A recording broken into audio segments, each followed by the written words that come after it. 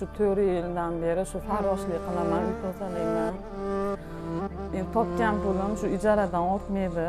Xudoga shukr, shu akamlar bor, ro'zg'orimga, kiyim-kechagimga yordam qilishadi. Ro'zg'ordan nimam yo'q, shu ijaraga ketadi topganim, boshqa narsaga orttira olmayman. Shu bog'larim yaxshi yashash uchun hamma ishni qilishga tayyor bo'ldim. Chunki bolalarimni tili qisib bo'lishini xohlaman.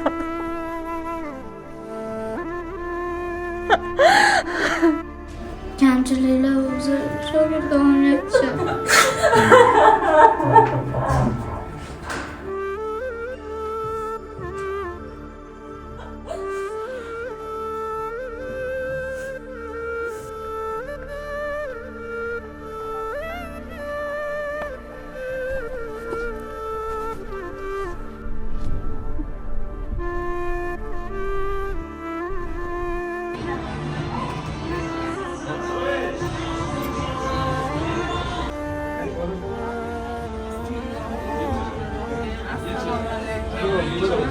Oraga endi